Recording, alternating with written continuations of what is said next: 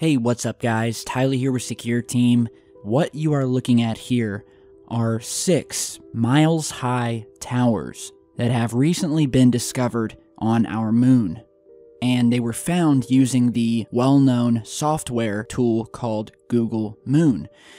And Google Moon, if you're new to the channel, if you've never used it, allows you to visit our moon and actually fly down to the surface, where in which you are no longer just seeing two-dimensional maps taken by the lunar orbiter, but you are now able to see the three-dimensional terrain, the data from which was collected by the various orbiters that are around the moon now and has been converted into a three-dimensional map. So these towers here that you're seeing, 6 of them that I can find so far, are nothing more than a representation of the topography data that comes from NASA's own satellites that are up there circling the moon as we speak. And when you look at these things, I mean, they are towering, some of them nearly 4 miles high.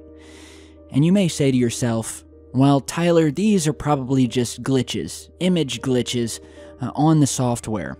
To which I say, okay, that's a valid possibility. But when it comes to the idea of towers on the moon, and by towers I'm talking artificial towers, as in they are not natural to the moon and they have been put there by someone or something. The idea of towers on the moon has been around for decades. This is nothing new, and it's been a highlight of ufology for years. Many people have spoken about the ancient alien structures that are said to be on the moon, these old bases that are now empty or possibly being still used, depending on who you talk to, that are all over the moon. And we've gone over this many times before, and you can go back and check my past videos to learn more. But suffice it to say, our moon is an enigma. Not only is its very existence a mystery, from its size to the fact that it would seem almost completely hollow on the inside, to its strange orbit around our planet, and basically the fact that our moon is one of a kind. There is not one other moon in our entire solar system that looks or behaves like our own. And as I said earlier, the pieces of evidence for towers being on the moon are many.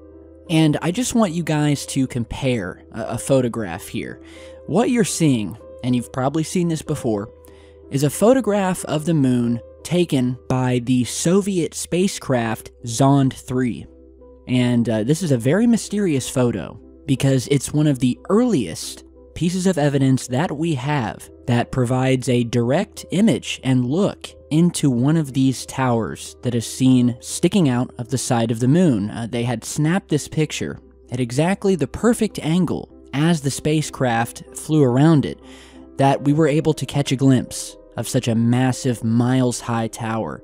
And this was taken in 1965, where the Zond 3 space probe took some of the first ever high-quality images of the far side of the moon, where this tower is located.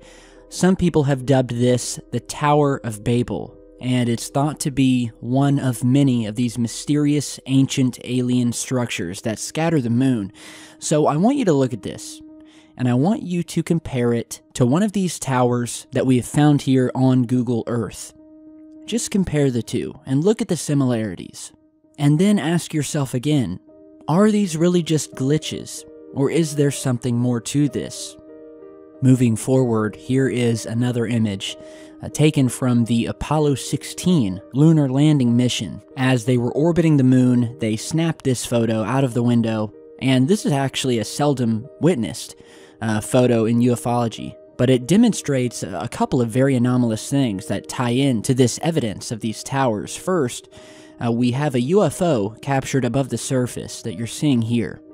And we'll go ahead and zoom in.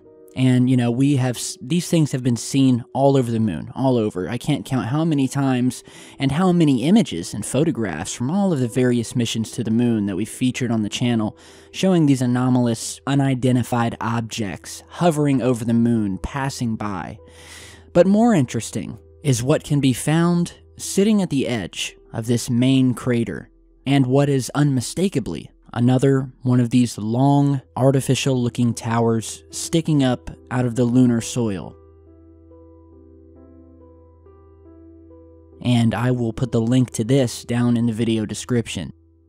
This extraordinary photograph that you're seeing here comes from the Apollo 10 moon landing mission, where again, they were orbiting the moon, they snapped a photo, and within that photo was discovered what has now become known as simply the castle. And you can understand why, because we have here yet another multiple mile-high structure that simply looks like a castle. You can even see the pillars on this thing and its pyramid-like construction, starting off with 3 or 4 pillars at the bottom until we're down to just 1. So we have this sort of artificial evidence of the stacking of these segments or pillars that completely defies a natural explanation. And it hasn't only been us lonely UFO researchers and tinfoil hat wearers that have discovered and spoken about these ancient towers.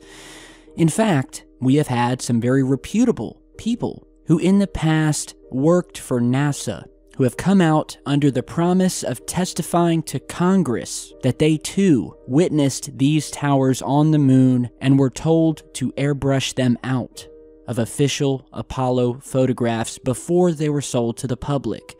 One of these people is a woman by the name of Donna Hare, and who has been pretty famous in the ufology community for a video clip wherein which she spoke at a 2001 press conference for the Disclosure Project about what she saw. So this former NASA employee, Mrs. Hare, revealed how NASA managed to cover up and erase anomalies such as UFOs from satellite photos. She was a slide technician and received numerous space awards, including the 1969 Apollo Achievement Award from the National Aeronautics and Space Administration. She also received a 1973 Skylab Award due to the success on the Skylab Soyuz test project, and many other awards for her skill as a technical artist.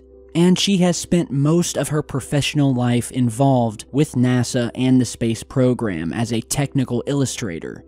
She drew lunar maps and worked in the photo lab. And not only did she witness photographs of UFOs both on the moon and above Earth in satellite imagery, but it was also explained to her the way in which these photographs and these anomalous structures were systematically airbrushed out.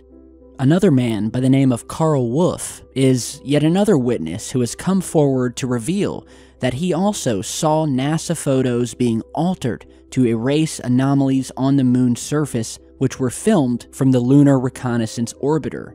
At one point, he visited an area of Langley Air Force Base where he viewed 35mm film images being processed by NSA agents. He claims that he saw 35mm strips of film of the lunar surface.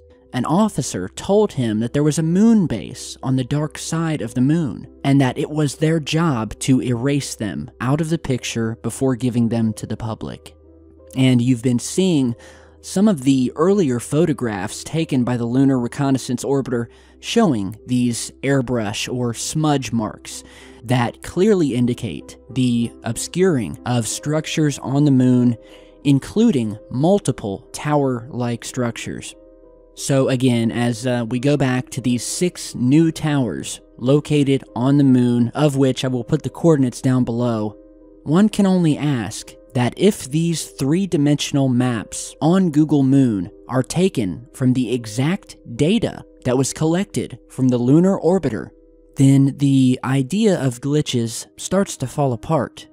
And let's say that these were glitches. I find it highly strange that we have never found any other glitches on the moon that take on any other shapes, whether it be strange square-like glitches, or rectangular-like glitches, or circular glitches, or random shapes that you would think would appear due to this glitching or data miscalculation. But we don't see that. All we see are these perfect towers that, both in shape and length, are corroborated and backed up by all of the other various lunar photographs and film footage. The airbrushing smudge marks seen on photographs where they've covered these things up, as well as the former military and ex-NASA personnel who have come forward and promised to testify in front of Congress under oath that these things do exist and that NASA and the government have been doing all that they can to cover them up and to publicly ridicule anyone who would question NASA or their official story or agenda. So, with that, of course, let me know what you guys think, and thank you all for stopping by today.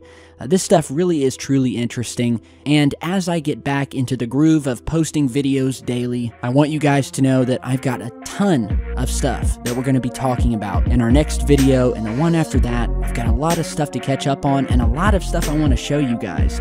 So, again, subscribe and share this video, and I will see you all back in just a bit. Stay safe, guys.